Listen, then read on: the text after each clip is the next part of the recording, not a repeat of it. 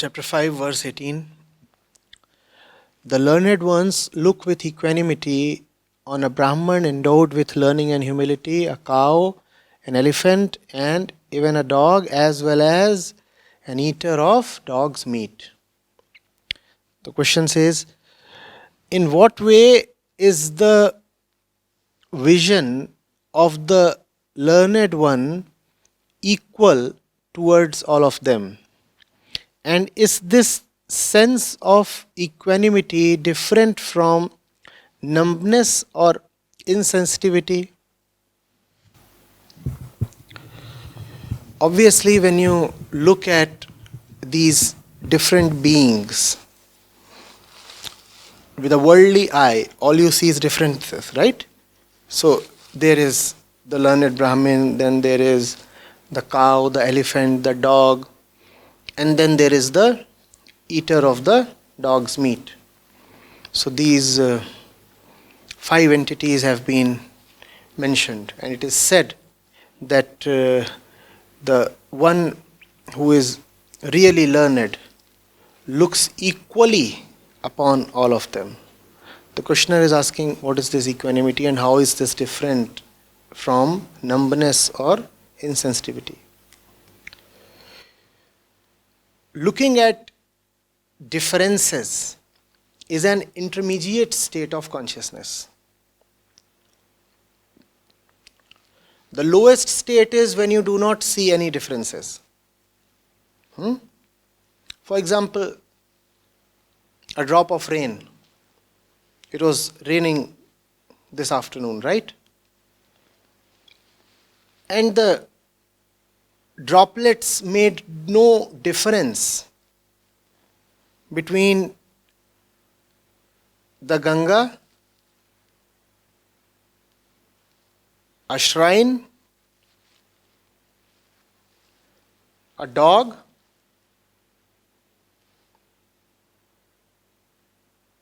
and cow dung. Did it matter to a drop? Some of the drops fell into the Ganga.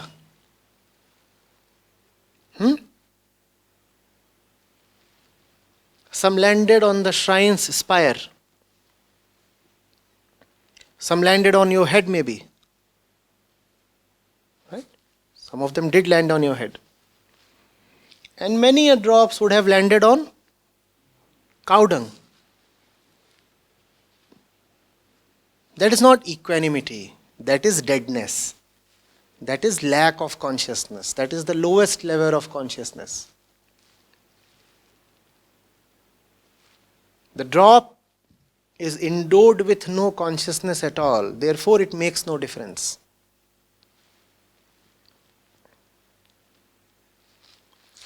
Then there is the intermediate level of consciousness in which all that one sees is differences.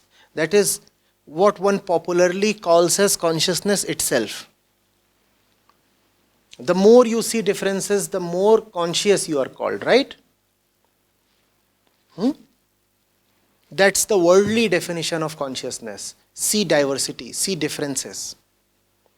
You must be able to tell apart black from white and yellow from red. Then you are called conscious. If you are lying and somebody shows you yellow and red and you can't differentiate between them, you will be probably called drunk or little unconscious or whatsoever.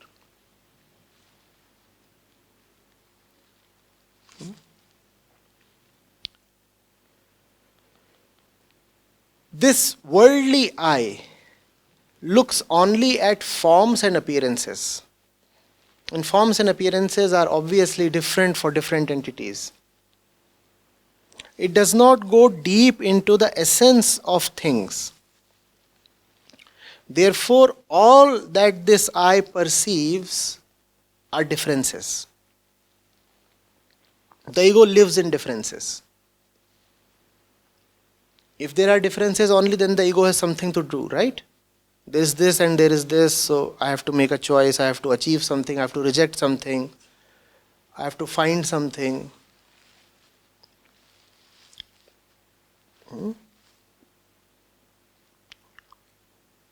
Then there is a higher level of consciousness that is being referred to in this verse. At this level, the looker wants to penetrate beyond the appearances into the underlying reality. Where are the appearances coming from? And to whom are all these appearances? Where are all these appearances coming from? And to whom are all these appearances? The moment these questions are asked, diversity disappears. You find that all the appearances are coming from the same place. And what's even easier to see is that all the appearances are coming only to you. It's to you that all the appearances are there.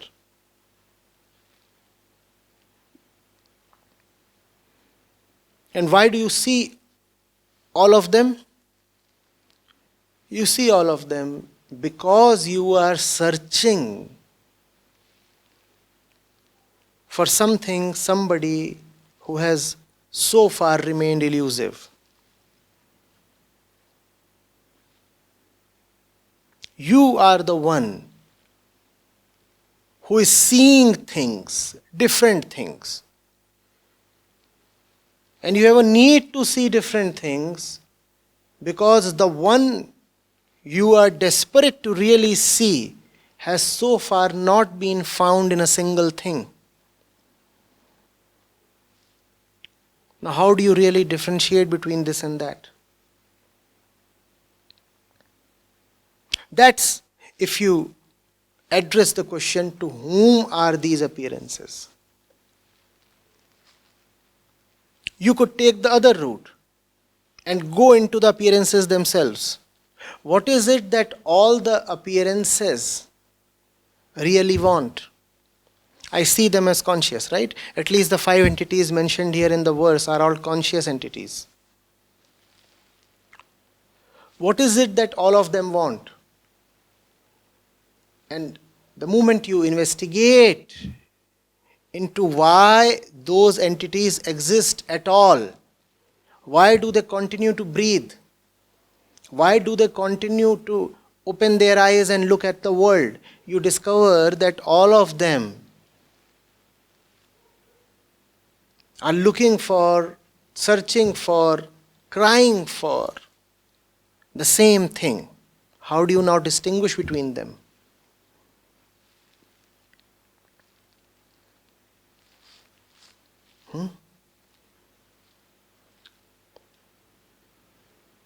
The most learned priest really wants to reach the same place as the one who is spending his life eating dog's meat.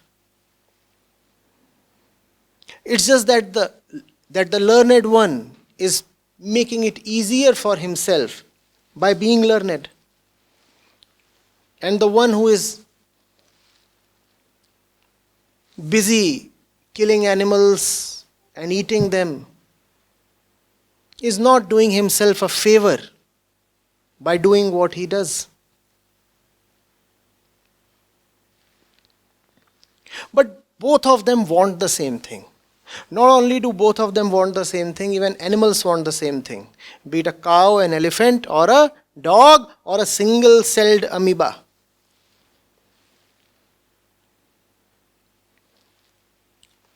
As if life itself exists to reach one common, shared and ultimate destination. Doesn't matter what the life form is.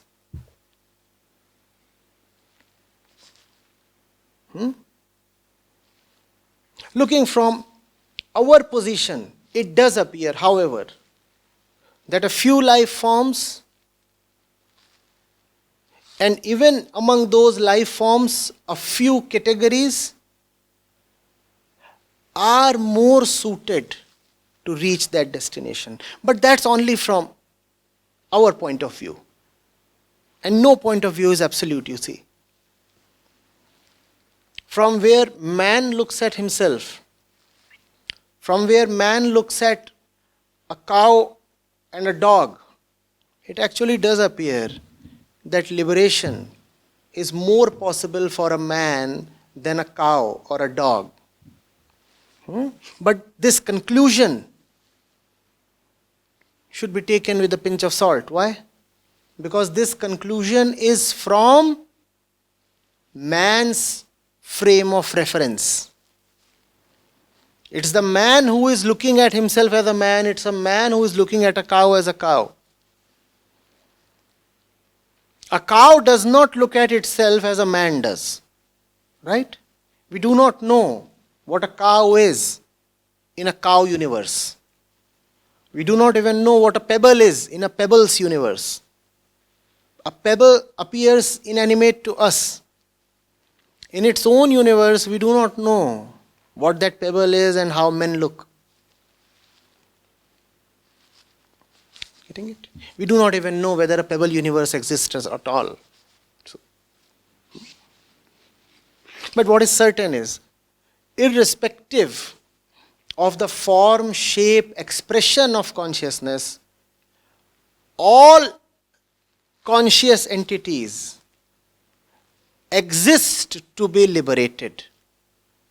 Therefore, at some fundamental level, you cannot differentiate between them. They all exist for the same thing. How to distinguish?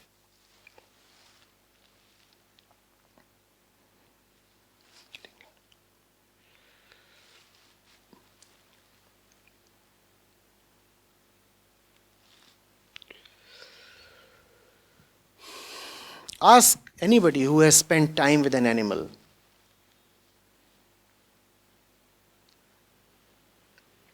And he or she will say that he is friends with the animal. The two of them actually talk. As human beings do. The two of them share relationship that might actually be deeper than the one human beings have among themselves. If that kind of a relationship is possible with an animal, how will you distinguish between an animal and a human being? But that you see only when you first of all come close. If you do not come close, then from a distance you will see only the exteriors. And when you see the exteriors, all you see is differences. The cow is not the dog is not the man. They are all different. And if they are different, and if they are different from you, then they are foreigners, then they are aliens. Then they have nothing in common with you. Then their existence is totally exclusive of you. And then you can slaughter them. Therefore, if you are someone who relishes slaughter of any kind, it becomes important for you to keep a safe distance. If you will come too close, you will not be able to kill.